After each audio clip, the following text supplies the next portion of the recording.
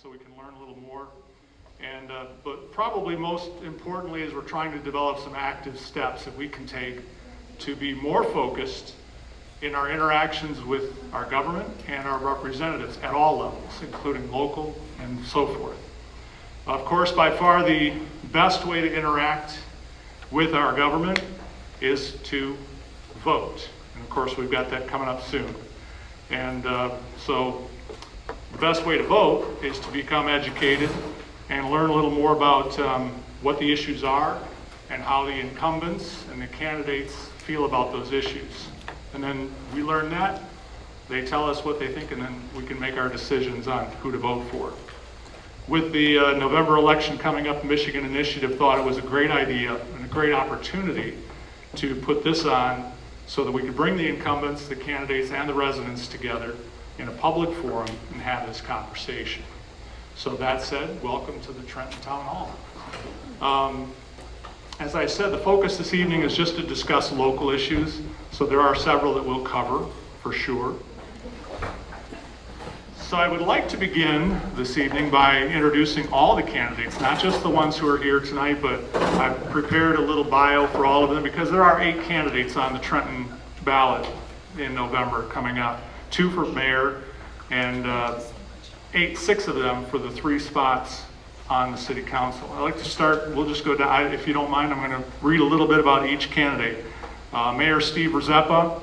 Mayor Rzepa was elected to city council in 2013. He was re-elected in 2017, and of course he was officially sworn in as mayor in December of 2019 following the sudden and tragic death of our favorite mayor, Kyle Stack.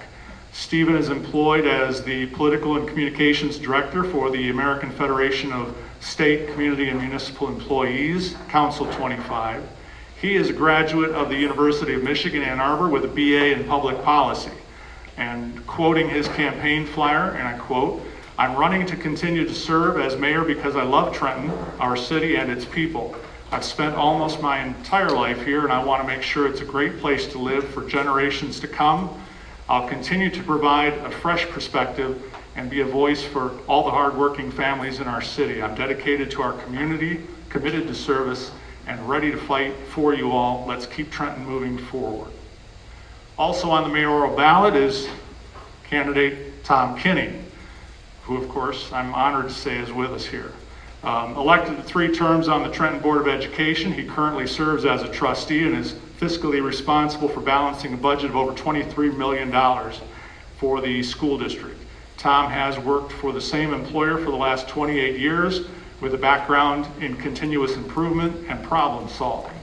And quoting Tom, and I'll let him speak in a minute here, but he says, "I want to represent all the people of Trenton, not just a select few or special interest groups. I am dedicated, hardworking, and committed to serve, to move Trenton forward." And as I said, we're honored to have Tom Kinney here today, and I'd like to give the mic to him for a second so that he can expand on that a little bit.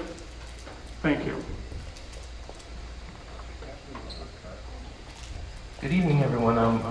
Just want to say thank you for all coming out. My name is Tom Kinney. I'm 47 years old. I have 3 children. I have 2 Trenton grads, one a 13 grad, one a 16 grad, and my lovely redhead back there who's in middle school right now. So the schools in the city are important to me because of my kids. You know, I want them to come back here to raise their families and feel comfortable enough to do so. I also, as they said, I've been with the same employer for quite a long time. I do continuous improvement, which is, you know, where we take problems within our manufacturing facilities and we figure out how to make them better. And how I do that is I sit at a group of people and we collaborate. And I think collaboration is a huge part when you're running anything, whether it be a school district, whether it be a city, or a manufacturing facility. I also, as said, I've been a 3-term school board member, and I've loved my time on the board. It's been a real eye-opener. I think you learn a lot from our kids if we open our eyes and we open our ears and we listen. And I've lived in Trenton for 15 years, and I've been married to my lovely wife, Lisa, for 15 years, and without her, I don't think I would be here today. I don't think I would be able to do what I'm doing, so I just want to say thank you to her. So that's it for me. Thank you, Tom. Moving on to the council. Hang on to that for a second. I'm going to give that to you in a minute, but I'm going to go through here. Let's move on to the council. So we have 3 incumbents, and the first incumbent I'd like to talk about, and I may butcher his name because I can never do it right, but incumbent Scott Catabauan. See, I can't, I got it, and then I practice it, and then when it comes out of my mouth, it gets all jumbled up. Catabauan. Scott was appointed to fill Steve Rizeppa's council seat in early 2020, so this is his first city council campaign. Prior to becoming a council member, Scott served as a volunteer on the city's planning commission for 8 years, and as its chairman for 3 years. He has extensive experience in waste management and recycling as the municipal services manager in the Southeast Michigan, Northwest Ohio region for Republic Services. In an interview shortly after his appointment for council, Scott said, quote, "There are some real serious topics we will be facing," he said. "Maintaining services while remaining financially viable is the primary focus. There are other items that I'm interested in working on as well. The former Mclaugh property, the future of the Trenton Channel power plant, the former Riverside Hospital property, and other areas that would provide waterfront access are topics of interest." And again, still quoting, "In addition, I would like to work with our partners at the local, state, and federal levels to attract new businesses to Trenton where we have opportunities." That's from Scott Catabauan. Sorry, Scott, wherever you are. Also an incumbent for city council is Rick Benedetti, who is, by the way, the mayor pro tem. Rick was a firefighter in Trenton for 25 years, retiring as a lieutenant in 2016. He was awarded the Firefighter of the Year 3 times, worked with city administration to receive a federal grant for over $850,000 to hire firefighters. Rick volunteers with several charities and youth organizations, and he has the endorsement of the Michigan Regional Council of Carpenters. In the past, Rick cited curbside recycling as one of his big priorities and stated, quote, "I will work hard every day to make the needs of Trenton residents my mission." Also an incumbent, and with us tonight, is City Council member Timber Crooks. Timber's a lifelong resident of Trenton and has been a council person for the past 30 years, with the exception of one brief 2-year span. She is the owner of Timber's Salon in Trenton. She's involved in countless community events and charities, including the Trenton Rotary, Trenton Business Association, and we welcome Councilwoman Timber Crooks to tonight's town hall. Thank you for coming. I'll give you the floor for a couple minutes. Okay, thank you, and thank you all for showing up tonight. When I was invited, I didn't know what to expect, but I was hoping to see a lot of new faces tonight, people I didn't know. I've been around Trenton a long time, so I do know a lot of you, and I'm very proud to say that I've served on this council for 28 years. Trenton is my love. Everybody that knows me knows that Trenton is my first priority in everything that I do. I've, as a council person, had to make some tough decisions. Some things that you might agree with, some you don't, but we always did what was best for the city as a whole. The Mclaugh Steel property, that's been a big issue for our residents. We want to make sure we rezoned that property as a waterfront revitalization district, so where we could limit any type of huge industrial projects there anymore. That will not happen. The landfill, stopping this landfill expansion, that's another issue. We, back in 2017, did not want the expansion then. We still don't want it now. The Riverside Hospital, we may have a nice proposal coming up to repurpose that property, which will make a great improvement on that waterfront.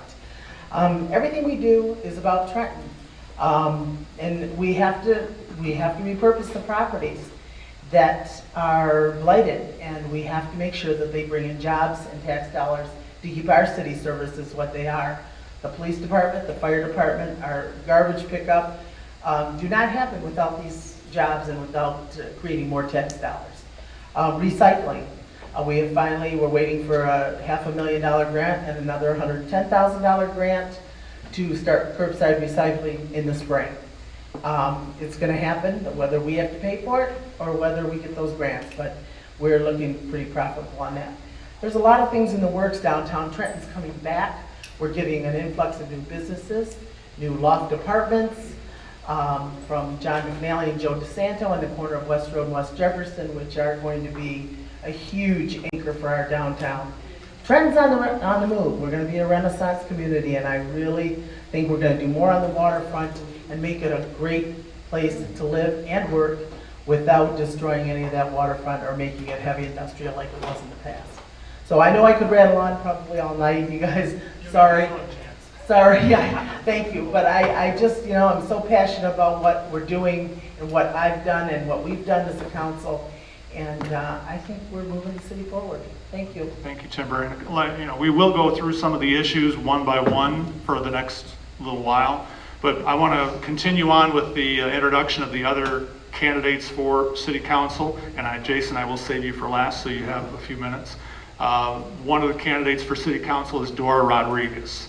Dora is a third-generation UAW auto worker, longtime Trenton resident, and a passionate community activist. Among her priorities, and this is all according to her campaign literature, protecting our health and safety by ensuring our water resources are safe for generations to come, protecting families from environmental hazards, particularly the DTE site in Mclaugh, improving senior services, including expanding access to services and increasing funding for senior health programs. She also seeks to make city government transparent by prioritizing accountability and accessibility and building trust between city government and Trenton residents. She said, and I quote, "I'm running for Trenton City Council to be your voice in our city government. Trenton is an incredible community that I'm proud to call home. Together, let's build a stronger Trenton," end quote.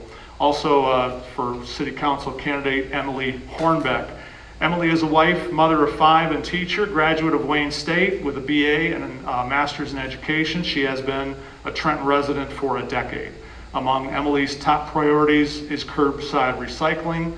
She was appointed to the city's recycling committee. Also on her list of important issues, she cites the Mclaugh steel site, city transparency and communication, and business development. Her goals are to build on parks and recreation programs, support and enhance existing city services. Emily promises to be easily available to residents through coffee hours and technology, and will be visible, approachable, and accessible to all community members. Emily has the endorsement of the Sierra Club. She hopes to bring change to Trenton while preserving cherished traditions. And last, but certainly not least, is the candidate for City Council, Jason O'Day. Jason is a teacher, musician, writer, and activist. He decided to become involved when the controversies arose surrounding the rezoning of the former Mclaugh steel property. That led him to start the Mclaugh Waterfront Alliance, or to help start the Mclaugh Waterfront Alliance, an environmental protection nonprofit. He later founded the alternative news site and cultural website Downriver Grit. Jason would like to foster more engagement from Trenton and residents in local politics. Quoting from his campaign, "We, the people, must be vigilant in holding our elected leaders accountable in order to ensure a prosperous future for ourselves and our families." Jason is with us tonight. Thank you for being here, and I'll give you the floor for a couple of minutes. Thank you. Hello, everyone. Thank you so much for coming out. You know, one of my worst fears about this town hall was that no one would show up. And the reason I had that fear is that would show that people don't really care, or they're not willing to take that initiative to come out and see what the candidates are saying. And I think what separates me from other people is that I think I rectify two opposites. I am very opinionated. I'm very outspoken on what I think is true. But I will always be willing to engage with anybody and hear their opinion out and respond to them as honestly as possible. In fact, not only do I welcome that, I hope for that. That's what I hoped for. So the fact that people came out here and fundamentally that's kind of what I'm getting at when I ran for this position after seeing this controversy, the Mclaugh steel issue, is that I like that it started a dialogue that needed to happen, because I believe that back and forth, and sometimes that back and forth can be a discussion, sometimes it could be a debate, other times it could be an argument, though we should try to maintain as much civility as possible. That process is how we figure out how to solve problems. And holding leaders accountable does not have to be some kind of contempt or hatred for people who've taken a leadership position. That it's just what you have to do to ensure the best possible thing happens. And so I look forward to continuing this process. I loved talking and meeting with so many people because it's challenged me. And I think I've also challenged other people. So I look forward to doing that more. Thank you, Jason. I would be remiss before we actually dig into the actual issues tonight if I did not thank Jeff Sampson and Arc Hobbies, awesome RC Hobbies. Jeff is here with us tonight. He is helping, his business is helping to sponsor this event tonight. So if you would, I think he's got some brochures and some cards up in front. If you're interested, please stop by and say hi to Jeff and thank him for helping us to put this on tonight. I would like to jump into issues, and format-wise, I think what we're going to ask is that I'm going to bring up an issue, and then we're going to go let each of the three of you discuss it, and then I think we're going to, what did we say, 2 minutes? We're going to give 2 minutes, and Jason here at the table's got a paddle. He'll give you a 30-second warning with yellow, and then when your time is up, he'll flip it over to red, and we appreciate if we keep it to that. We'll get through these. We've got basically 5 main issues that I want to cover, and then we're going to open it up for your questions that you're writing out and that Heather's gathering up, and then we'll bring her up here to ask those questions. The first, I'm going to start with an easy one, I hope. How many, by show of hands in the room, want curbside recycling? I think it's almost unanimous. Well, not completely unanimous, but there's a good share. At least among the candidates, I think it's unanimous. All the candidates for mayor and city council are adamant that they want the curbside recycling. And as Timber said in her opening remarks, it's pretty much a done deal now. So I'd like to start with Tom. If you can do me a favor and pass that down to Mr. Kinney, and I'll give him the first 2 minutes of the night to talk about recycling. It's all yours. All right, recycling. I remember I made a run for council in 2013, and recycling was a very big topic back then, and it's been a long time. It's been 8 years. It was important to me then, it's important to me now. I live right across the street from the landfill, so you know, the more we put in there, the longer that place stays open, and I'm not looking forward to that. I think curbside is the best way. I would also like to make sure that we maintain some type of recycling station that you can take your recyclables to if you have to. I think the current situation is not a good one. I think the hours, the location, I think there's a better way that we can do that and supply that service to the community. Your voice has been heard. I've been to a couple committee meetings with Ms. Hornbeck, and we looked at surveys and we looked at everything. We almost got it one year, and it ended up not happening. And then it waited another 6 years, I do believe. So hopefully this time it gets through and we get it, and it's a service that we maintain and we keep because it's definitely needed. And that would be my push, and I won't always be for curbside recycling or any type of recycling we can get. So, thank you. Okay, on the issue of recycling, we've looked at recycling for years. And the truth be known, every mayor that I've worked under, we have looked into this. The recycling is not free, it's expensive. And when our residents were looking at, about 300 people recycled probably 15 years ago. And there were only 300 families in Trenton that were interested in recycling. So the company said, you know, we don't feel it's worth our while to keep doing this at this price for only 300 residents. Well, it's become a lot more popular now, and it's something that we've looked into. It's not cheap. We are going to provide it at a low cost, probably somewhere around $5.50 it would be per resident, and the carts will be provided by the city. Back in the day, it's $18 a ton to tip your trash. It was $180 to tip recycling. So it was a huge cost to the residents, and we didn't feel that they could bear that. The one good thing about doing recycling in the future is that we will be doing it in-house. We aren't going to farm it out to another company. In other words, we'll have more employees in Trenton. We're going to hire another employee probably to do this job.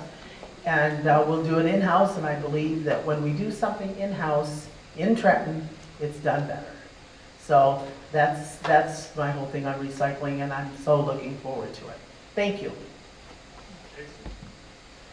So I'd like to kind of propose a thought in addition to that. I would say that curbside recycling is an accomplishment that will certainly reduce how much trash is put in the landfill.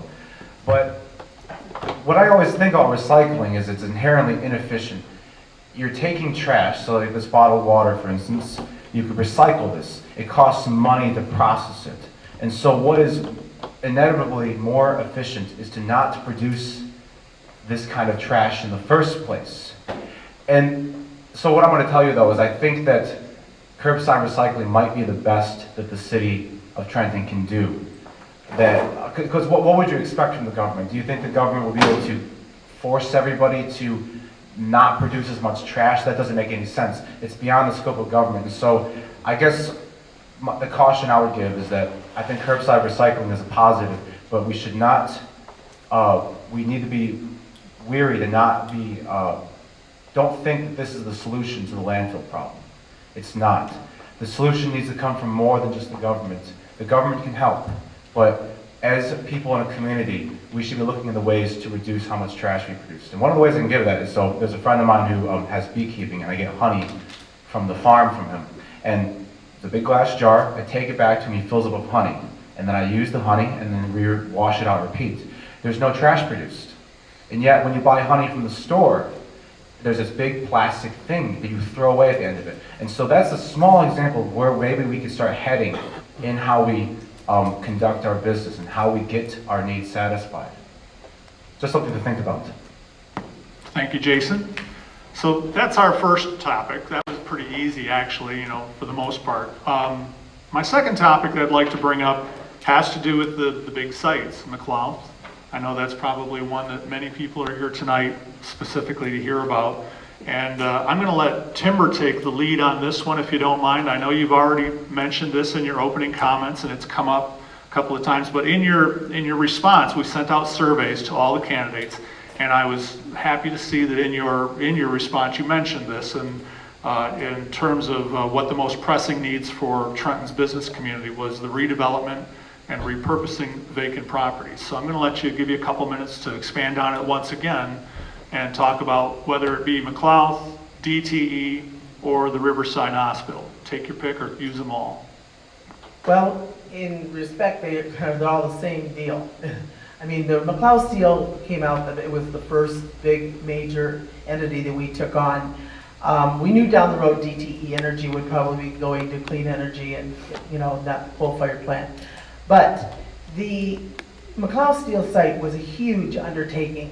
There's not one person in this room probably that knows what was going to happen there, knew how this was going to turn out. Crown Enterprises was selected by the county to take over that site. They've spent probably $50 million cleaning up this site to a light waterfront revitalization district, or light industrial. We would love to see something dynamic happen on that site. It is one of the deepest water ports in North America, that channel right there pulling into Mclaugh. So could it be logistics? Yes. The city council has not been privy to what they're going to do there. Everybody's got speculations. But until something is actually brought forward, we have zoned it to be the least of all harmful things that could happen for this city. And so we took on an undertaking. It was major getting this job done. The other company that was going to come in and do this project at Mclaugh wanted to be grain silos. They did not even want to tear down the old plant. I mean, are you kidding me? We needed to get that out of Trenton. That is the gateway into our community, which we were sick of looking at, and I know I was sick of looking at it as an adult, because that's when things started to deteriorate. So Mclaugh's a big deal. I'm only hoping for the best. We do not have a plan there yet. We'd love to see DTE Energy, repurposed, and we're working on that also to be a waterfront revitalization district also. So it's going to be limited to how much harm or how much waste could be there. I mean, we're really going to hold their feet to the fire on all these. Riverside Hospital, I can't tell you the project yet because it's coming up in closed session. We've been discussing things with the developers and attorneys, so hopefully, when I can bring you more knowledge of that, I will. But it would really repurpose that waterfront and something to be proud of. So I don't know if you want me to touch on anything else, No. but time's up. Yeah, thanks, Okay, Timber. thank you. Let's go over to Jason, because I know Jason's really passionate about the whole Mclaugh, and I'm sure he has a couple minutes. Could you repeat the exact question again? Well, it's basically, you can go ahead and talk about Mclaugh in any way you want, or we just want, Okay, your just thoughts Mclaugh on in it, general. your thoughts, your goals, whatever you see as the future of the Mclaugh. So I think that what's important to draw our attention to is, let's look at the protests last year. So basically the city council was going to pass this rezoning, and it was going to, I would say, really determine what the fate of Trenton is going to be, right? And the people of Trenton did not know that this rezoning was going to be on the agenda because not much attention was drawn to it. If it wasn't for people outside of the government who were concerned and watching the city council and then raised the alarm, sounded the alarm when that was put on the agenda to rezone it from mixed use to something else, people would not have known about it. And so, and look what happened with the protests too. First, the vote was delayed on the rezoning, and then another protest happened. It was delayed again, and the end result of this process was actually a better rezoning proposal. It wasn't perfect, but it was better. And so, I think it's very important to understand that while these are accomplishments that Timber is talking about with Mclaugh rezoning, it's certainly better than what it was. What was the impetus for creating that accomplishment? It wasn't just the people in the city council, it was people getting involved and holding their elected officials accountable. And I think what distinguishes me from other people is, again, I'm not the kind of person where, I can't imagine myself if I'm in that situation where I'm looking at the deal in front of me going, this is lousy and people are not gonna like this. The only choice I would have is to sound the alarm myself as an elected official. I couldn't think of anything else to do. If we're being pressured by a large, powerful corporation to rezone the property in a certain way, I have to talk about that because that will help you guys know what's happening so you guys can push and be part of that process.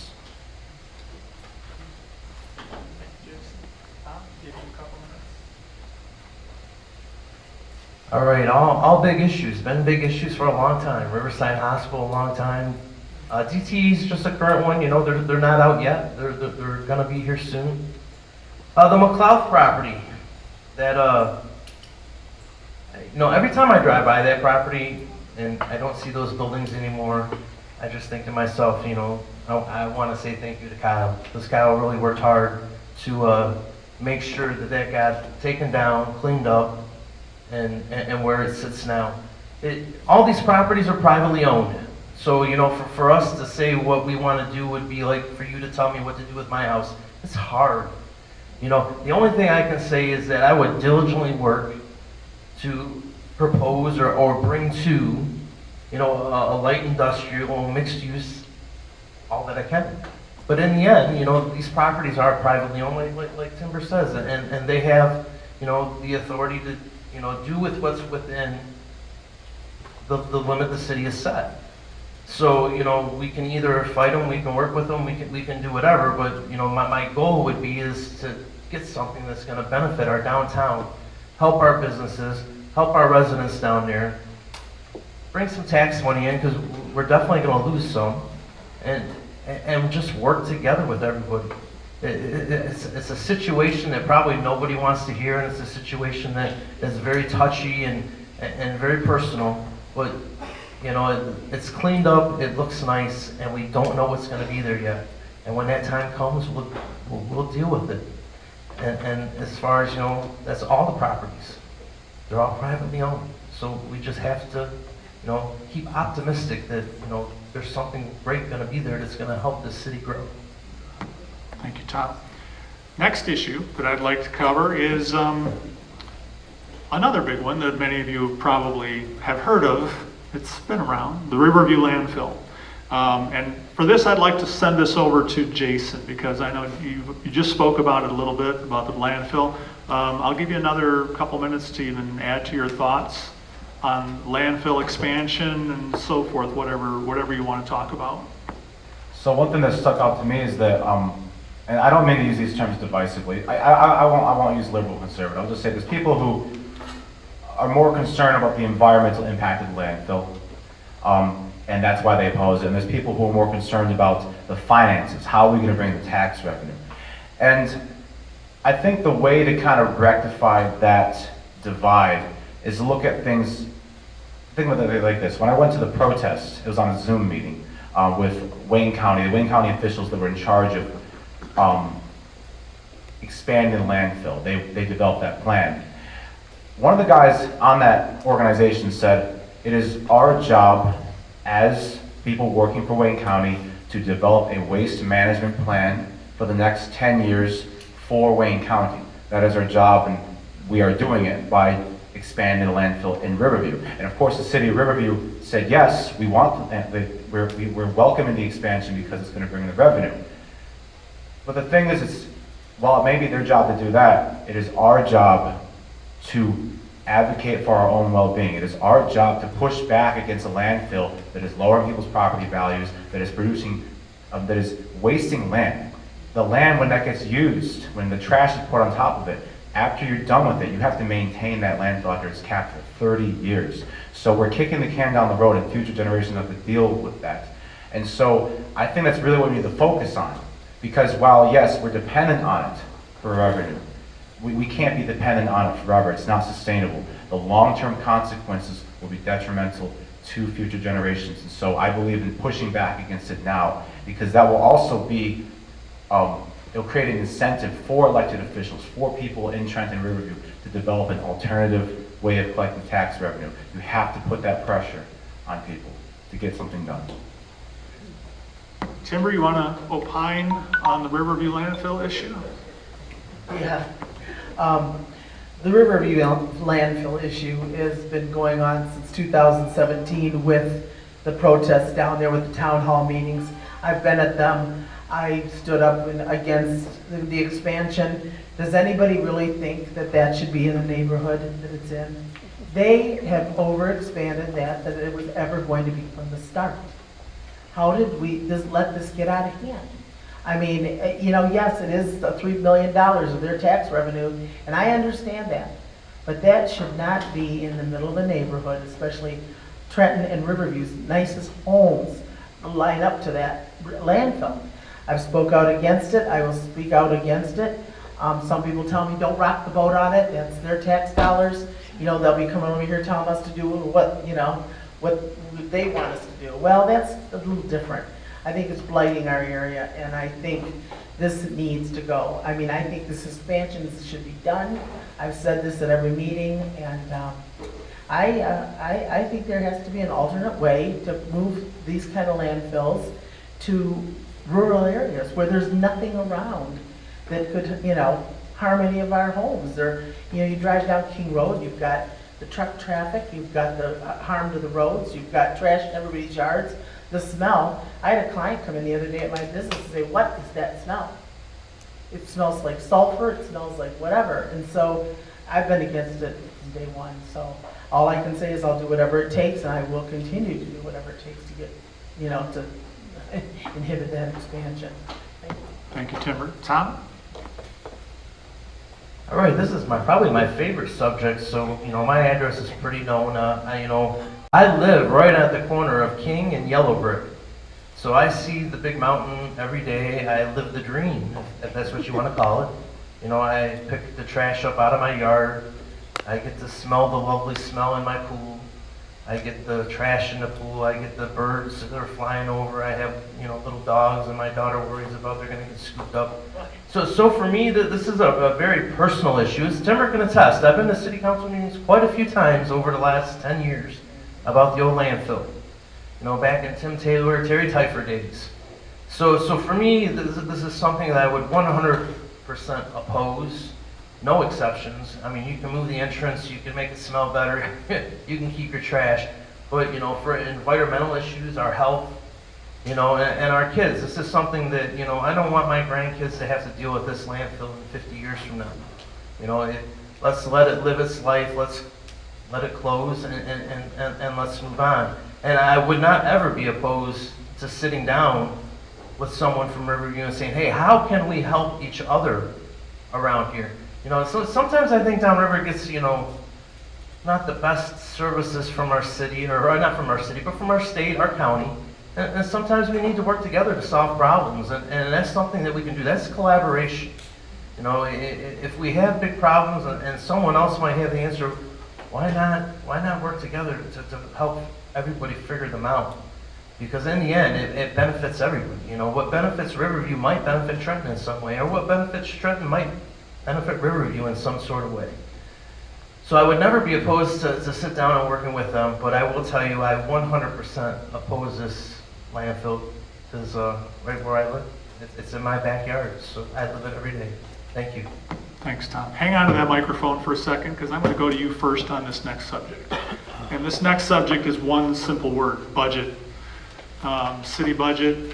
Speak about whatever you wish to speak about, and then I'm going to go to Jason second. I'll let Timber wrap up this one last, since she's probably the most knowledgeable with the nuts and bolts of it. So, Tom, go ahead. You know, I'm pretty familiar with our school budgets and how they work, you know, and with the city, it's probably not too much different.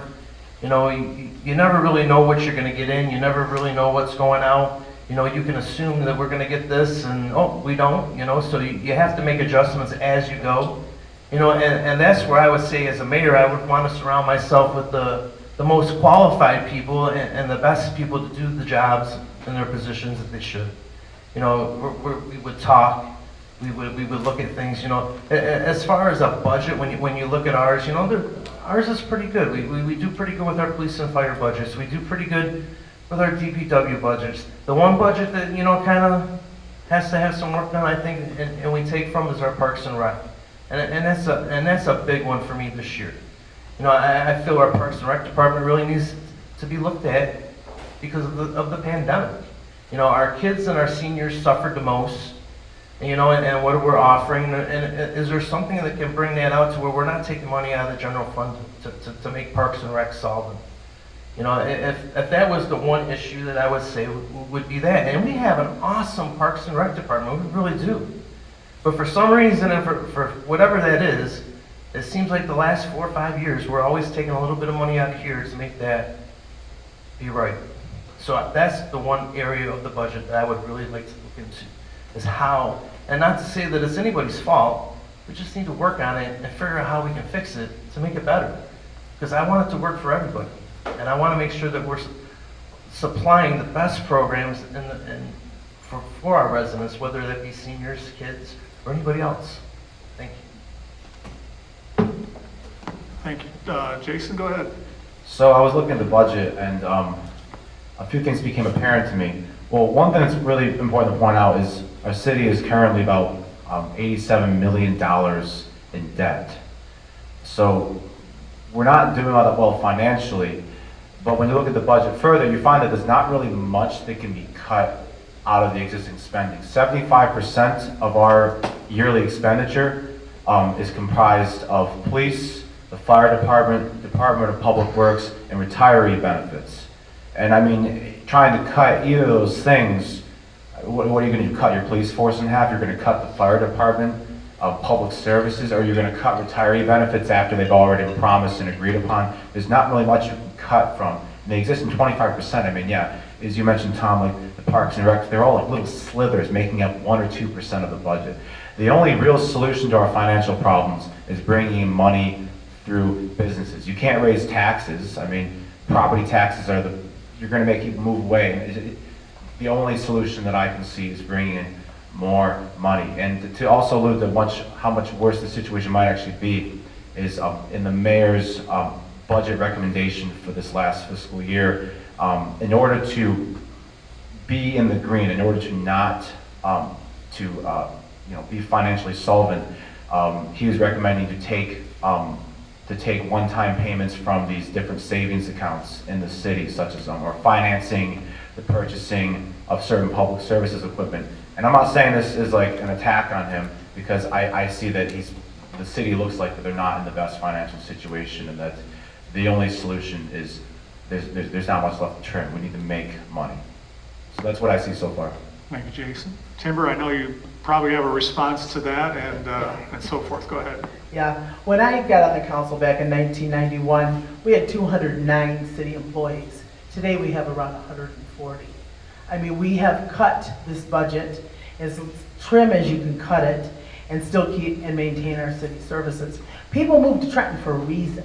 And the reason is of our city employees, our city services, our property values, our schools. I'm also on the Trenton Education Foundation board, so I see where the money goes there too to enhance programs. Our budget, when I was mayor pro tem for a couple of years, Kyle was the mayor. I ran the budget for the budget sessions, and we did not raise the taxes. But we have to, we all have to do things more expediently and more fiscally responsible.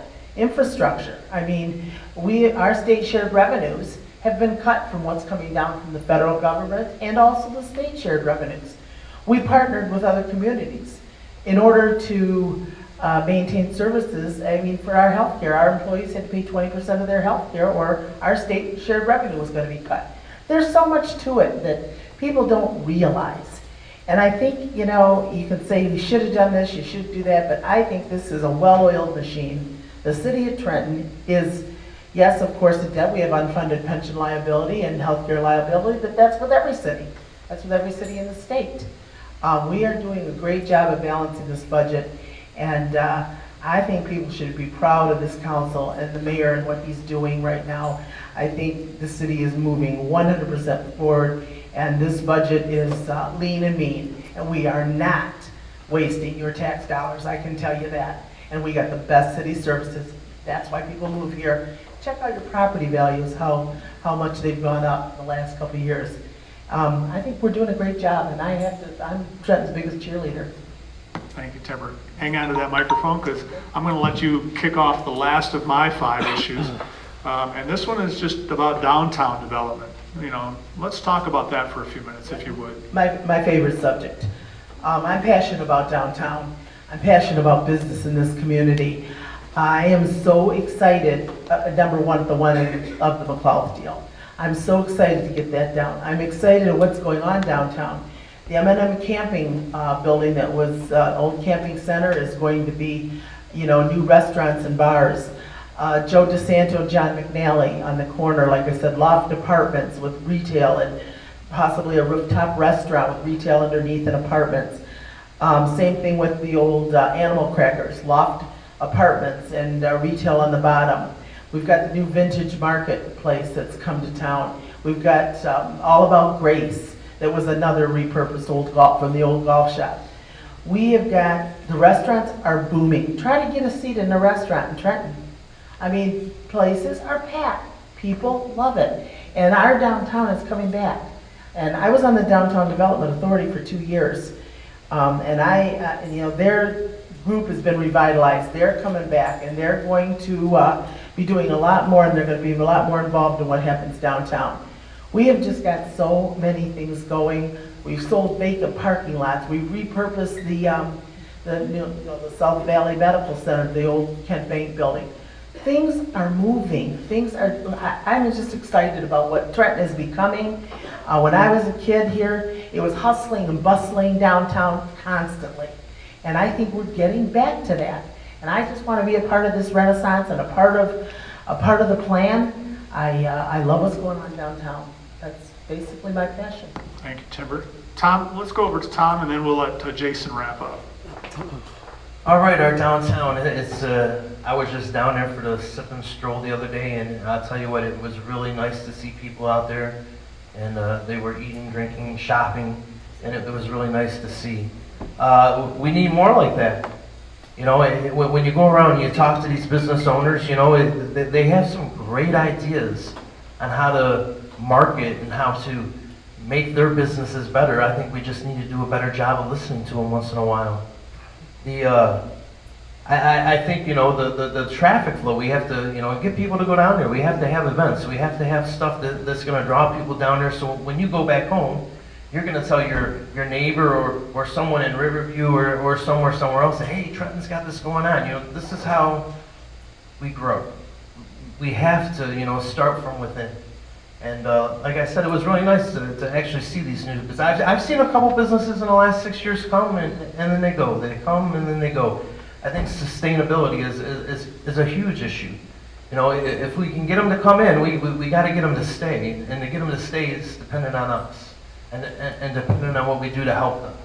And I will always be, you know, I had a small business way back when with me and my dad, and, you know, I understand it. Support helps, you know, so if anything, is to be supportive, it's to listen, to communicate, and just, you know, let their wings fly a little bit, because they know what they're doing. Thank you, Tom. Jason, you want to wrap this up? All right, so I appreciate what the two of you said about downtown. I think it looks like the appropriate amount of focus is being put on downtown. You guys are thinking about opening business there and keep making them stay there and everything. And I think a few things I'd like to add to that is dependent on people in Trenton coming to those businesses. I can't, like, what am I going to do, pass a law from the city council to force people to go shop local? You can't do that. But one thing I keep thinking about, because I've had people ask me about downtown a lot, and is I call these kind of restaurants and bars and these really cool things, I call them luxury businesses, because they're nice things. And luxury businesses can only really exist and thrive on top of a foundation of an economy that's producing necessary products. And this is why I almost think the first thing that comes to my mind to counterpoint this is, let's start thinking about the Mclaugh site. We really need to have industries there that are going to bring in that money, so people have money to spend at these luxury businesses. Look at the ski resort they tried to open on Mount Trashmore. That didn't succeed. And it's because you can't only have so many luxury businesses in your economy before they start to falter if you don't have that foundation beneath them. The golf course in Riverview is losing money every year. They're not making money off the golf course. And so I started thinking about, okay, so the Mclaugh site, how can we get, I would love to have a skilled trade school opened there, or maybe where the Riverside Hospital is, we could have hydroponic farming, growing food, light manufacturing of fabrics, consumer electronics, everything. That's what I really want to think about, because I love downtown areas. I'm a musician. I play in a lot of bars and everything. And so I think of, how do you keep those things alive? And we have to build that foundation, bringing back skilled trades, light manufacturing, made in America. That's what I think of in response to that. Thank you, Jason. And that pretty much covers all of my topics that I had wanted. So I'm going to invite Heather up, because she has been gathering up your questions. And feel free, if you have any more questions, continue to write them up, and we'll have somebody gather them. And I'm going to let her come up and do the questioning. She's been sorting through them, and I'll let you do this. I've got a couple that we came in online on our survey form, so I'll show those to you too. Maybe you can incorporate those as well.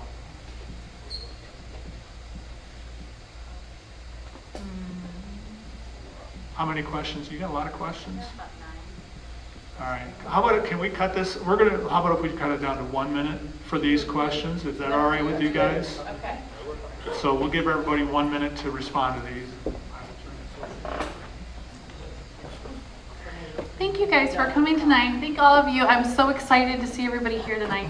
I'm Heather, and I am representing you and your questions.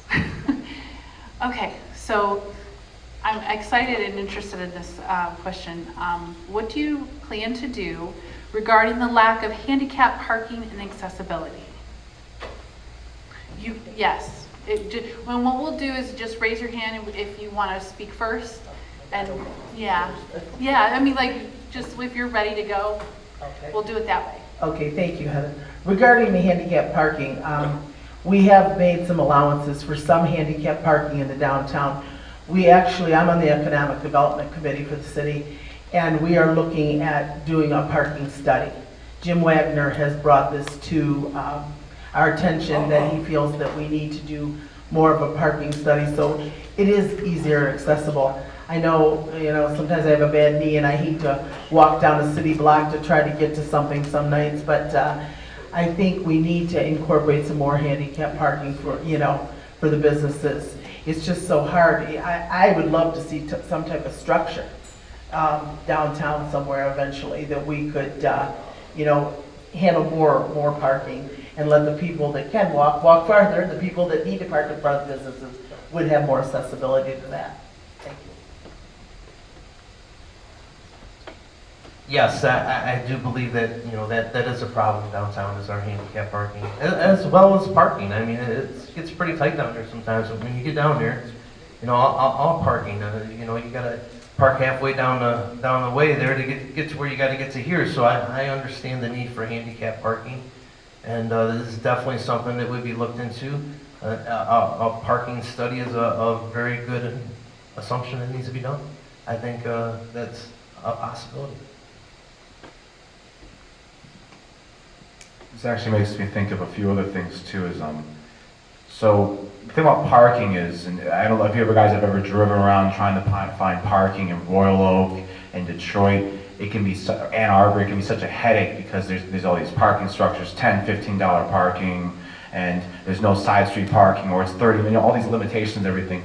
Really, what makes me think is, how do you reduce the necessity of parking? And for these big downtown events in Trenton, I would love to see some kind of shuttle bus program developed, some sort of way to get people, you could drop them off in downtown, they're always going back and forth, because then you reduce the traffic congestion. It wouldn't be as stressful on the law enforcement to try to maintain all the traffic and everything. That's what comes to my mind first, and that could either be something done through the city council, or maybe we could help, maybe a collaboration between the city council and people, some sort of volunteer work group. You know, I mean, you could have young men driving people back and forth to these events. I mean, I think that'd be great. So that's just one thing that comes to mind for me, in addition to that would help make handicap parking more feasible, because you only have so many parking spots. We do, Jason, we do shuttle people back and forth. Yes, we have a shuttle program for all of our festivals and events. We shuttle them from the ice arena and the high school, and we do pay for that. Yes, we have sponsors for that. Yep. Excellent. That's excellent. Okay.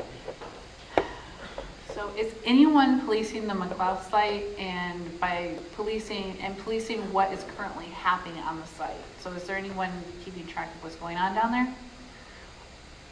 I'm assuming you're going to be our go-to person on this one. Well, yes, there is high security at Mclaugh Steel. The EPA has been involved with every bit of the cleanup, and they would make us informed of anything that was going on that wasn't up to par.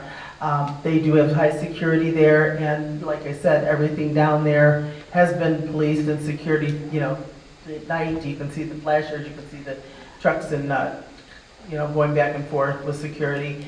And like I said, also with the cleanup, that has been very scrutinized with the dust, with everything, with the chemicals coming out. They have really, really held their feet to the fire. It's been a very successful cleanup. Excellent. Okay, why does Trenton continue to send garbage to the dump if the general consensus is we don't want to expand the dump? That's a really good point, and I think the simple reason for that is money.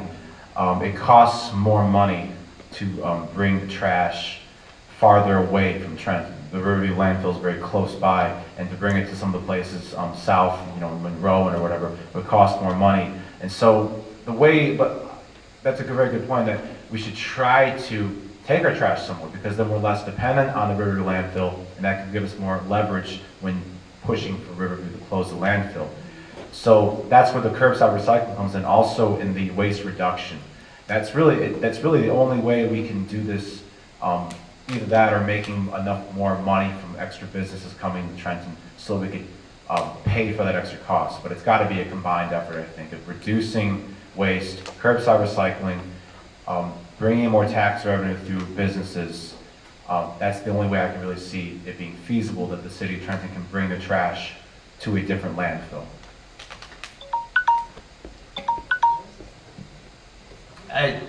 That's true. I think the curbside recycling program, you know, we have to get people to buy into that program to make it work. You know, if you can recycle, you can reduce the trash, and then the trash can be taken somewhere else. If you're going up to the Riverview landfill 3 times to empty a truck, and you have to go somewhere else 3 times, but if you have to go somewhere else 1 time, then it could be even a cost savings depending on how much recyclables that you get. So, you know, I think that recycling program would have to take off. And I think you start with education, you know. We're gonna have to educate everybody how to recycle the right way. Because if you don't, you're just taking that right to the dump too, because, you know, if you soil the load, then it's just trash. So education would be key as part of recycling. We start that at a young age, put it on our websites, you know, make sure people are educated on how to recycle. And then, you know, putting the trash somewhere else, I think would be an easy thing to do. Yes, it's the same thing. I mean, we've got to educate people on how to do the new recycling and what we have to do. The less trash you have, the less you're going to have to do with the landfills. I mean, that's the thing. And I know it's going to cost more money to take it to another landfill or farther away, but that's the only way to get them is to stop the expansion. So we'd have to take it somewhere else, and there's a cost of that. Well, speaking of recycling, how much will curbside recycling cost Trenton residents? And what would the future taxes be on that, like going forward? I know some. Go ahead. So from what I understand is it's going to cost about, my numbers might not be exact, but it's about 300,000. It's going to be a big down payment, 300,000 to get one of the trucks, and then it's going to cost about $72,000 to pay someone to drive the truck. The whole cost was about $750,000, if I'm correct, but you might have more specific numbers. That's what I know so far. No, that's currently the numbers that we published at the last meeting a couple weeks ago. That's why we're waiting for the grants. That's why we're waiting for almost a $500,000 grant, $110,000 other grant, because it is, the startup costs are expensive. The truck, the employee, you know, that kind of thing, and it's going to cost some money. But we're looking at probably $5.50 per resident. Is that per year or per month? Per month? Okay, so $5. Yep. What was that per month? About $550 a month. $550 a month. Does that count how many people in the house? Count. Per household? Yes, per household. So Yes. someone with one person is going to pay 500, and someone with 7 people are going to pay 500. You're going to have one cart. You're going to have a cart to fill, and that cart is going to be picked up at your house, and I don't know if you're going to have 7 people throwing trash in it or 1, but if you get that cart picked up every month, it's going to be 5. I do remember when we attempted to do recycling before, and I know you know this happened, at the dump, our recycling was put right in with the garbage.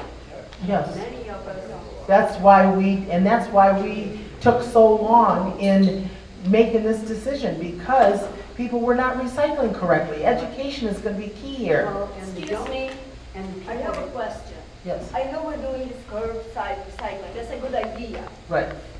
but it's not gonna be, it's still gonna expand the trash landfill, because most of this trash is coming from other countries. So, from I think Canada. they have, from what I No, understand, I I see still see plates from Canada on Because the there's truck. no way, Right. every day when I go to work, I see many trucks, it came from other, it's not just the Trenton, so it's not just. us, you oh know, no, it's not all over. done. Oh, So recycling, right. yeah, and it costs us money, where that thing did it go? Okay, so Well- I don't think it's gonna work that way. Well, I I, mean, yeah, no, So again, it sounds like basically like a huge part of the problem is it's not just Trenton and Riverview putting the trash in the landfill, it's a bunch of other people in Wayne County. And that's why I believe that, okay, so as I was talking, there's that divide, right? There's people who care about the environment, there's people who are like more concerned with the fiscal stuff. You need the people, not only that, you know, this all this kind of this curbside recycling and trying to cut trash waste and everything, that's all valuable, but you also need people to be engaged in protesting and pushing it back in Wayne County. Because if enough pressure is put on Wayne County, if both Trenton and Riverview stand together and say, no, we're not doing this, like, get your trash out of here, Wayne County will go, well, it's our job to find a place to put the trash, and they will find another place to put the because trash. I just keep telling, you know, everybody just said, oh, we're doing this. Yeah, For yeah. how long? Like Riverside Hospital.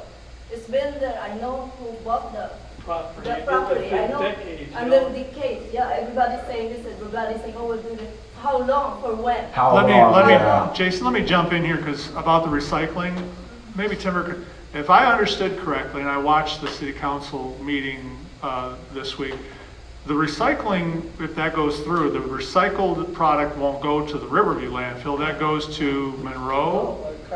Carlton. Oh, so it's gonna go to Carlton. Where So do they the- go from there? Well, you know, Did you ever watch the news where they show these countries in Africa, China, all these big bales of plastic sitting on docks and they don't know what to do with it? Oh, it's like stuff that they tried recycling, but they couldn't, or they didn't have anywhere to put it. Yeah. Oh, well, that's recycling. I mean, you're right. Recycling. That's why I was kind of alluding to earlier. Recycling is not the ideal solution. No, it's not. It's like kind of a solution, and I mean, I think it'll contribute somewhat, but no, I mean, it's the processing of the recyclables is costly, and then finding people who actually want the product of the recycling, this kind of reusable plastic and everything. Yeah, that's the thing. Is so it's definitely not an ideal solution, and I'm just trying to tell the truth. It's like, you know, the city council and the government cannot solve all these problems. It's really going to have to come from a much more meaningful effort. So I think that's a fair point, and yeah, that's all I can really say to that. I don't think we should take Canadian trash at all. Period. You go over that bridge, and you drive half hour, and what do you see? Grasslands. Let them Beautiful worry about their own grasslands. trash. Right. Trash up their own neighborhoods. We're making we're like becoming Wayne County's dump. And What then we're doing, you know. You look at my grandfather's neighborhood in Detroit. He's only house there, and it's acres and acres of empty land now. Why isn't Wayne County using that property? Yeah, there's another place that can put the trash. It's along the Okay. freeway. Nobody wants to live near a freeway. Thank you. There's some problems that we're not going to be able to handle on a local level. Yes, and we need to educate each other. I know, but the people doesn't listen, but the politics, they always put the Yes. politics first, but they're not really, yeah, they promise, but nothing happens. I understand. It's very frustrating. So we have to be accountable to each other on a local level, and then we can hold our elected officials accountable. And that's why we're here tonight. Okay, so let's move on to the closing of the Detroit Edison plant, and how will it affect city services? Do we have an estimate on the cost of what we're going to lose as far as income as for the tax base? For if you have that information. It's hard to say. It's hard to really give those numbers right now because they still have to pay taxes. They still own that property. They still own buildings on that property. Just because it might not be in operation, they're still going to have to pay taxes. They're probably 20% of our tax base, but if they, you know, we could tear some of that down and repurpose that plant to a waterfront revitalization district, who knows what kind of great businesses we could get in there. I have a follow-up question for that. Do we know how polluted that land is? No, I have no clue. So And there's I'm not no- even gonna, Oh, I don't I'm not expect even you gonna to. expound upon that because I have no clue. Okay, so that's another, That's a whole other subject, Okay, and that's good. I don't know if there's been soil borings done yet or anything on that property, but Okay. no, we have no. thank you. Okay. All right. And this is a big picture question. In your opinion, what is the highest priority issue in Trenton? And you can each answer that, please. The highest priority issue facing the city of Trenton. I think the highest priority is basically the prevailing theme I see that's causing all these problems is a lack of that. I use in my platform a lot the word vigilance, the lack of attentiveness to what's going on. And it's a mixture of both the elected officials kind of going, you know, because you alluded to the false promises and the over-promising and everything. And that's part of it, and the lack of communication, but also the lack of informed voters, of people taking that time to really learn as much as they can. And I think I'm seeing that change now. But the reason that's changing is because the truth about how bad some of these problems are is now being brought to our attention. Now people are being pushed into action. So that really is the biggest concern I see. And I think it's been happening for a number of years now, where there's problems that have been festering in the background that we were not really paying attention to, and now we're dealing with the result of those problems. So I think that's what we need to do. That's what I'm doing. That's the reason I'm running, is because the rug was pulled out from under me, and then I decided I had to do something about it.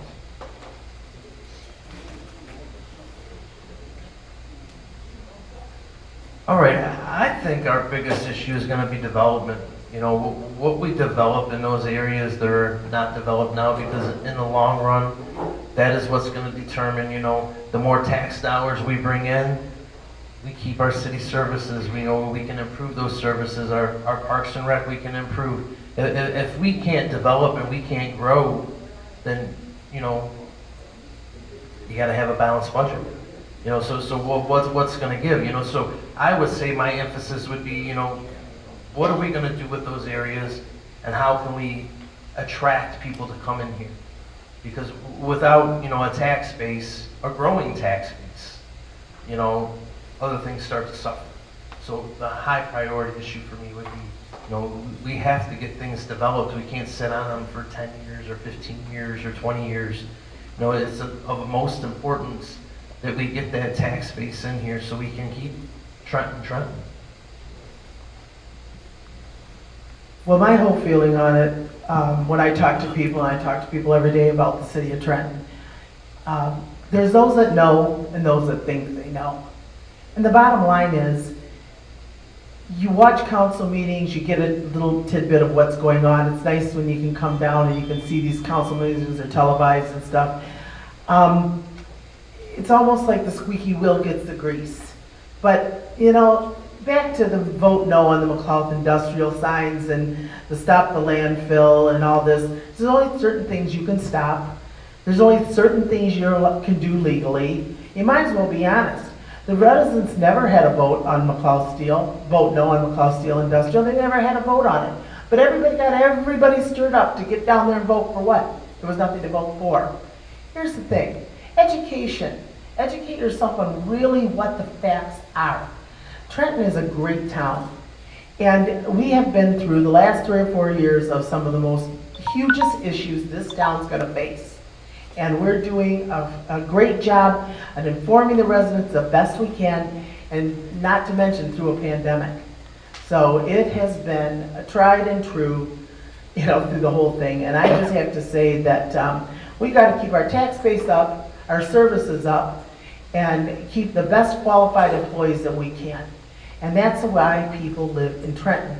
It's a multitude of services. Tom, you keep saying about Parks and Recreation. Parks and Recreation is a luxury. It's a city service that this community provides as a luxury. And we have a pool that's second to none. We have ice arenas, but those cost money. We lose $250,000 a year on the pool alone. But it's a city service that we provide that the taxpayers want. We just spent hundreds of thousands of dollars in the Parks and Recreation budget to revitalize our parks and decide what parks we need and what parks we don't. So we're not wasting money, we're enhancing the parks, enhancing programs, but there isn't a city in Detroit, Metro Detroit, the state of Michigan, that has the recreation department we have and provide the entertainment and services we have. The only thing that set us back a little bit was the pandemic, not opening the Westfield building and not doing stuff like that. But things are getting on the move again. I think we're so lucky to live here, and we're so lucky that people like you came out to hear some of the facts. And so that's my whole feeling on it. Thank you. Okay, so I have another question, and this is a very interesting one because I think it applies to more than what it's actually focused on. The card reads, I don't want curbside recycling. Why should I be forced to pay for it? So my question would be, would there be an ability for citizens to opt out of services, such as specifically recycling and things of that nature? I like that idea because, so as a general principle of mine, like one that I have to hold myself to is I can't force people to do anything. I can only speak the truth to them and tell them, here's what I think. This is a good idea, or I can think this is a bad idea. And it's up to them to choose. And I think when people willfully do something, they're going to do it with much more conviction, and they're going to do it much more at a higher level than if they were just forced to do it. So yeah, I think that's a good idea. If curbside recycling is a good idea, then people shouldn't have to be forced to pay for it. People should be able to voluntarily opt in. They should be convinced to do it on the merits of recycling. And if it's not worth it, then they shouldn't be, or they deem it to not be worth it, and they should be able to opt out. I think that's a good idea.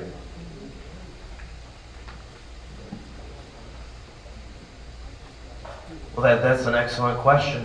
I think, from what I heard and what I watched last night, that this is going to be coming up for a vote here real soon as far as what's going to happen. It might be a done deal before this election even takes place. What I feel you should be able to opt out. Well, I think if you opt out, then I think the price will go up for the other people. And is everybody going to be okay with that? Those are things that probably haven't been looked at yet. I think when we talk about curbside recycling, we just assume that everybody wants to do it and whatnot. And tonight, we got a question that someone didn't want to do it. So is it fair for that person to have to pay for it? Well, that's something we need to look at. That's something that, before it goes to wherever it's going to go, we need to address that situation. Would I have a problem with opting out? Well, I don't think I would. I think we'd have to explain to people that it's going to cost more money if we allow people to opt out. And if that's the direction that we want to go, I don't think that's been addressed. So that would be my stance on that. Recycling is not the hassle that some people think it's going to be. You don't have to take carts and put plastic here and glass here and cardboard here and newspaper there. That is not what our recycling is going to be. You'll put your recyclables in a recycling bin. They will sort it. You don't have to. A lot of people don't want to be bothered with doing that extra, sorting. So that is one thing that the city of Trenton, was looking into with the recycling. I hate saying government has to tell me what to do, but I think we should all recycle together. If we're going to do it, we should do it. And if you don't want to do it, I guess that's your prerogative, but I'd like to see everybody do it. Thank you. Okay, I have Can I add something to that real quick? Is that okay? 30 seconds. 30 seconds. All right. So, from my understanding, this curbside recycling is going to go through soon. So, if you don't like something about it, please show up to the next meeting and voice his opinions and put that pressure on him. If anything, because maybe curbside recycling is a good idea, but the way the city is doing it is flawed in some manner. It's not being run right. They could be saving more money doing this way. The threat of we want to be able to opt out and increase the cost for other people, that threat is going to serve as an incentive for people to refine the program and make it better. So I think go and make your voices heard. That's what I would say. Only good things can come of that. Excellent, thank you. Okay, I have one more question from in this room, and I'm going to read it, and then I'm going to ask the person who wrote it to clarify for me, okay? How are we going to get the minimum $125,000 if Riverview chooses we could be in trouble when Chrysler Engine closes or reduces product? Is there anyone that wants to clarify? Could you repeat that question? I don't even understand. How are we going to get the minimum $125,000 if the Riverview closes? We could be in trouble when Chrysler Engine closes or reduces product. I think they're asking about more. What I'm doing is asking two questions. The number one is, I see no reason why I get the impression that Riverview closes is so important that it cost us $125, this is from your city administrator figures, per year right now. If it closes, it's going to cost each one of us, cost the city $125,000 more. And why can't we say, okay, build put trees on top of that mountain over there. Talk to Riverview and talk with Riverview about definitely getting the road moved over to Sibley instead of here. And talk with Riverview and try to, instead of just saying, hey, Riverview, we don't like you, your dump, we've been doing this for so long, and so on and so forth. We all know we've been doing that for so long. But we're here at the present time and still have to look forward for money. And we're losing all this DTE Edison. We're liable to lose Chrysler engine because when we go electric cars, they're not going to have engines. So we're going to end up losing maybe Chryslers, and nobody's looking ahead to that part of it. And this is what I'm talking about in asking the question. Are you just, you know, closing and sticking with a little situation of the dump over here and you know, I mean, you got to look at the bigger picture, where the money's going to keep coming from. You know, I don't know. You're going to get the government to pay $500,000 a year and $100,000 a year. Are you dreaming? You know, the government, as I see it, is going to keep going more spending, more spending, more spending, and everybody's got to be paying, and who the heck's going to pay? Okay. Us. Do we have a response? Well, that's a tough deal. I mean, you're speculating about DTE and what they're going to do repurposing there. You're speculating the fact that Chrysler engine might close. We don't have any of those facts on Chrysler Trenton engine at all. I mean, there's a cost to doing realize business. That. What I'm saying though is we're talking about Trenton closing and we're losing $125,000 a year. Boom, if it closes. Now, I know it isn't this year or next year, but I'm still talking about something that we do have a control over right now without talking about these other things. And to me, if you mentioned what was the top one priority here, and you said you've got it in the next meeting here, the closest one to get some business is to do something with the hospital, Riverside Hospital, really, and I'm glad you got something coming up. Right, there's something. This is something that we really need to do because that's really the fastest one we've got control on because of lawsuits and so on and so forth that we should be working the hardest on because we, like Tom says, those are private properties, but the one property we do have some control on is Riverside Hospital, is the way I look at it. Well, to me, that's the most important. Well, Riverside's a big, yeah, that will be a big project there if this comes to fruition, and that's down the road. That's what I'm saying about repurposing these properties. I don't want to be indebted to any other city that we're going to have to, you know, be indebted to them, you know, for our services, to, you know, maintain our services. So, you know, there's a fine line. And we've got to make sure that we repurpose these properties. DTE, Chrysler has no indication of going anywhere. You know, hopefully they'll repurpose those lines where they go to electric cars more. Hopefully they'll do something here in Trenton. We stopped them from going to Dundee, you know, and closing Trenton. We kept that Trenton engine plant here through tax abatements and incentives. So, and look at the jobs we kept here because of it. So I have a question that kind of goes along with this that came in online. And that question is, what type of business would Trenton benefit from in the next 10 years? Like, what do you see be the most beneficial type of improvement, new business? We've heard about the restaurants, but something that's new and innovative and still productive for our citizens. Well, yeah, I think the waterfront. I think more use of the waterfront, like you said, the Riverside Hospital. I think that's a future development that could be huge because it's going to bring a lot of residents, a lot of jobs, and I think repurposing that Riverside Hospital site has been long overdue. We've done everything. We're in litigation with them right now. You know, so they're hoping to stop that and get this project off the ground. But that's going to be crucial, the next few years of revitalization to that whole waterfront. Mclaugh, Riverside, DTE, that's our main focus. Thank you.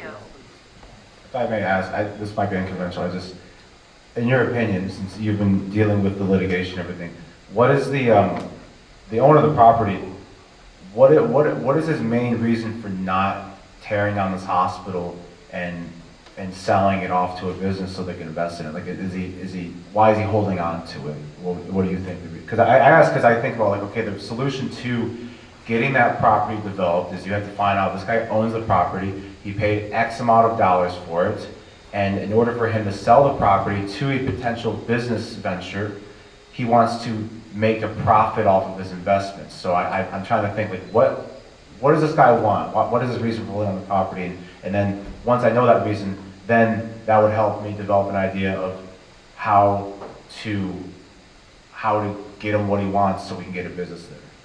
Is that?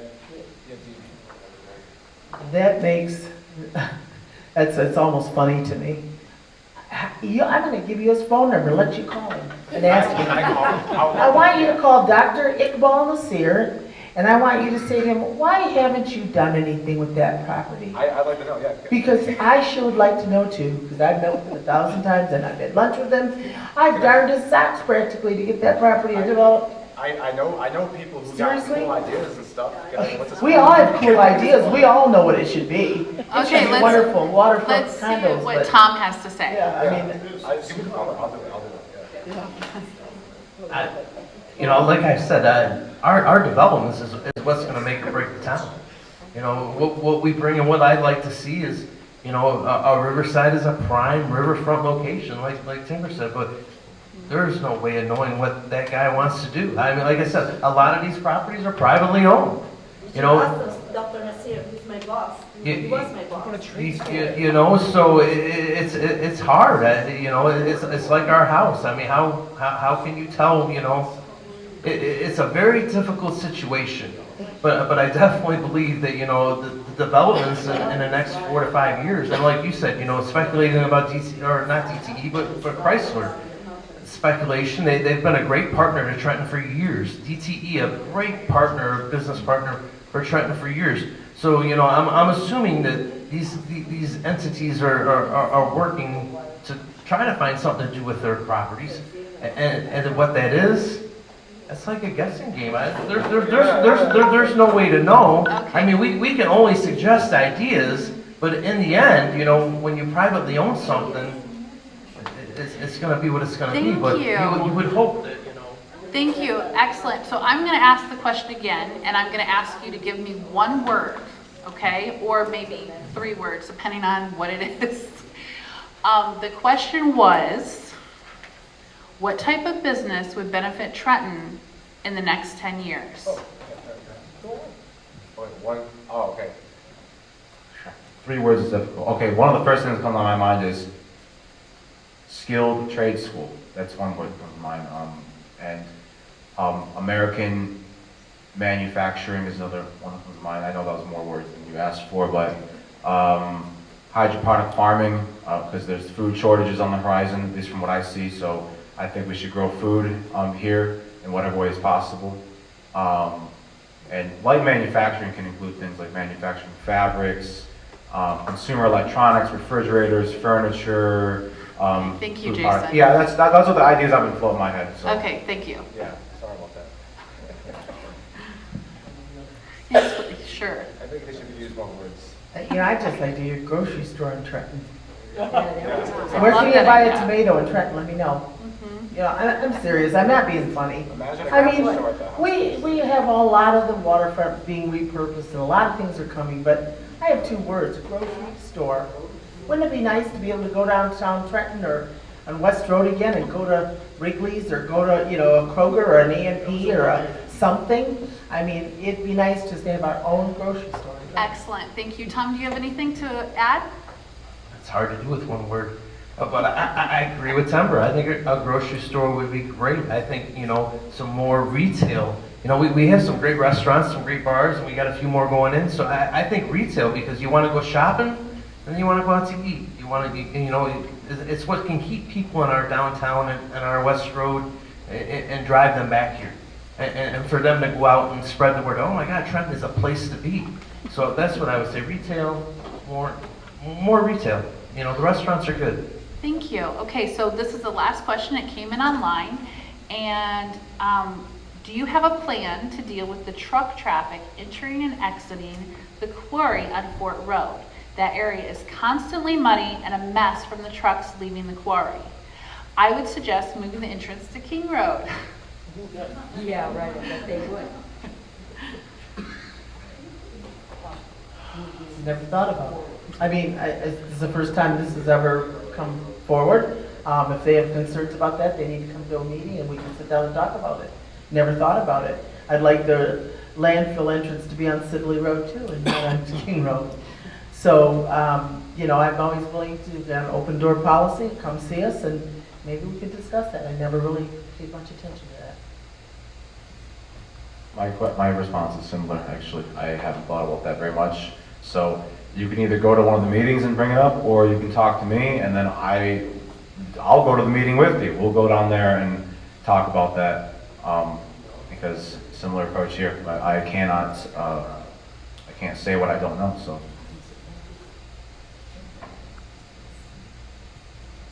That's the first time I've heard of that, so I'm at a loss for words to tell you what they're. I think, you know, communication. Come to meetings, talk about it, you know, make it known. Because this was the first time that I've heard of it. Are you talking the landfill, the quarry? It says the quarry. Okay, the quarry comes up on the 4th Street. It comes out of 4th Street. They may have meant the landfill. No, because the entrance to the landfill is on King Road. Okay, well, Mr. Internet person, we won't call him out.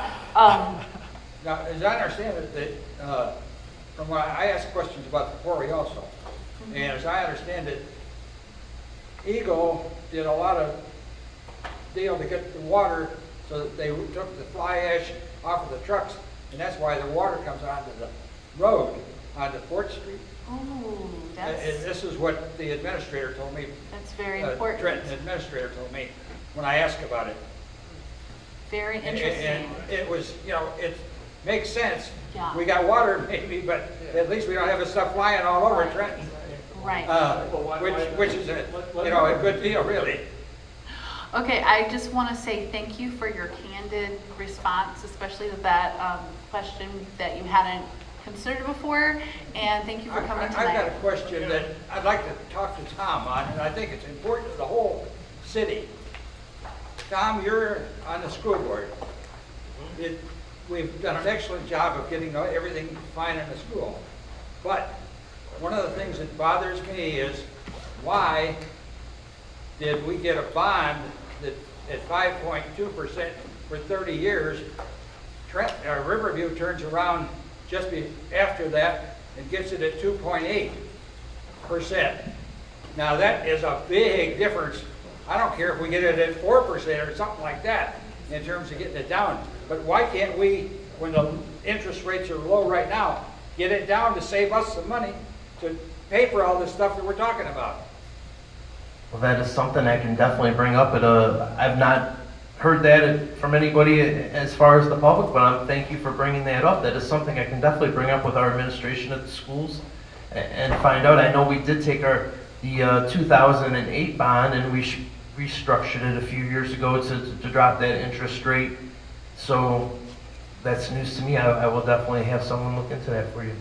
That's about all I can say on that because I did not know that. This is one of the things, you know, the school, I know that, I say we did a super good job, you guys did, but it really bothers me that somebody in Trenton, you know, like you said, you should combine the city and the school a little bit more aligned in your proposal to be a mayor, and I think it's a great idea because this is a way to save all of us money, whether we pay it to the school or whether we pay it for something else here. It's definitely something I'll bring it up first thing in the morning. I definitely will.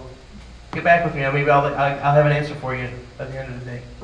Thank you so much. We're going to close, but I just want to ask one final question of our three candidates. This comes from me because it's part of the Michigan Initiative, as I said early on tonight. One of our objectives is to become more active as citizens, to find things that we can do. So I'd like to ask each one of you your opinion or your advice as to what citizens can do to become more active, get more focused on things that are going on, and be more involved. I would appreciate, go ahead, Timber. Tonight's a good example. I mean, the people that wanted to be here, that wanted to get more involved in the community and your initiatives are here, along with the candidates. You know, I took it very serious that this was going to be a group of people that I didn't know and that needed to hear what I thought was the truth about Trenton. So I think we just need to, you know, we're televised on TV to get people more active and more into what's really happening in Trenton. So I think the more town halls that we can have, the more, you know, internets and Facebooks and whatever you want to call it, social media, I think it's fine to get the word out, and I think we just have to stay connected. Can we put anything extra into the Tribune? The Trenton Trib? Some kind of an extra, you know, latest in the city or something like that. It's Well, just they do I know they do a good job Right. most of the time, but I just, you know, a few little remarks that this is what we'd like to see. Yep. You If can you've bring got that any up to them. If you've got any you know? ideas, get back to us on these Concerned, ideas. maybe they could do a concerned citizen question, you Right, know, right, a concerned citizen poll, Right. you know, once a month. The trouble with the Trenton Trib, I love that paper, but it only comes out once a month. Right. and it's So better some than- things are it's better passed. than anybody else's. Exactly. Oh, listen, the Trenton Trib's the best. And I'm so glad they have that paper in Trenton, because we had the Trenton Times all those years, which you remember, and when they closed. This is just a great paper, but we've just got to keep people more informed, whatever, through our city websites, through the newspaper, through town hall meetings. I mean, we're all on the same page. Everybody wants what's best for Trenton. So, you know, any type of media that we can get and come together, I think is a plus. Thanks, Timber. Jason, I know you have a lot to say about this. You've been saying it most of the night. Being active, getting yeah. citizens active. Yeah, and actually the response specifically to the Trenton Tribune, one thing that I found so frustrating about it, I knew it was going to happen, because the article that's on all the candidates is currently out in this month's edition. They actually asked, well, at least for me, I presume the other candidates, they sent me an email asking those questions in July. And so I think, why do they wait, if they asked me the questions in July, why did they wait until October to publish the responses? And why was it published right after the absentee ballots went out? So like by the time the paper actually gets in people's hands, a substantial number of them will have already cast their vote. To me, I'm just like, that's either negligence or corruption. I don't know which one, but it just sounds like a lousy way to inform people. You should inform people before the ballots are in their hands, not after they're in their hands. That just is clear and simple to me. And so yeah, I think. They didn't know it though. No, You know, they may have not known when the ballots were. Oh yeah, and that's just ignorance. They just no facts and operate on the facts. Like it's very obvious information. There's a good thing to have put in there. The ballots are going to be put out such and such a time. Yeah. We'd like to have it. I mean, you answered the question, or asked the question, you should ask them if they can't. That's actually a good idea. I actually, I criticized them, but I probably should just go and ask them, like, hey, why did you do this? And then they might change. Why can't it be delivered to the homes? This particular issue should have gone to everyone's home. That's another They've good done question. that in the past. Yeah, I have a very little real familiarity with how the tape paper is run. So if you're gonna, and that's another, if we're gonna dish out the criticism, I think criticism must be followed with curiosity. And that's kind of what I did. At first, I was very critical of how the city council, and I still am, I mean, in many ways, but I was critical of how they handled the Mclaugh Steel thing, but then that also made me curious, like, why was it handled this way? So that's a great point. I should just talk to the Trenton Tribune people. Anyways, I think that kind of sums up where I'm coming from as a person. Criticize and then have some curiosity and then follow through and act. And everyone should do that. That's how we get things done. Thank you, Jason. Tom, I'm going to give you the final word. You're our mayoral candidate. What can citizens do? Well, like I said, I think communication is the key. You know, I I'll tell you, when I was on the school board in 2010, we gave pink slips to everybody, and we were going to bring people back. And I marched right in every classroom, talked to every teacher because I wanted to hear what they had to say. I wanted to hear what was on their mind, because to me that's important. So what's important to me is what's on your mind. I want to make myself available to you in any way, shape, or form I can, because you're important. You know, I always hear people say, well, you know, you'll have a seat at my table or at the table. I want everybody to have a seat at the table. I want everybody to have a voice at the table. You know, I want people to be able to hear you, you know, and to do that, I have to make you feel welcome so you can feel welcome to come in to our room there to have that discussion with us. So I think I've done a good job in my 10 years on the Board of Ed as far as making people comfortable, whether it's a bad situation or a good situation. I want to hear about it. I want to know. I want to know how I can help you, and I want you to know that you're able to tell me. So transparency, accountability, those are huge issues for me. And like I said, I want everyone to have a seat at the table and a voice at the table. I want all your voices to be heard. So thank you. Thank you very much. Jason, Timber. From the floor? Yeah, go ahead. We've got a little time left. I apologize, I got here late, but in the conversation I heard, I just wanted to make a comment. I guess you call me a retired business person, but you know, we'd all like to see, you know, good restaurants and that sort of stuff along the, you know, West Road and Fort, the busy areas. Can everyone hear me? So far? Okay. So, and that's all nice, but I would strongly urge you not to leave out industry and light industry. You know, I don't think we want any more dirty messes in Trenton, but light industry can be very clean, and as opposed to retail provides jobs, those people are not going to be able to afford to buy a house in Trenton, working a retail job. Okay, maybe the manager, there'll be 1 or 2 managers at the store, and the rest of the 15 people, you know, they can't afford to live in Trenton. Where light industry, those people are going to get paid enough to live and work in Trenton and buy homes and support our tax base.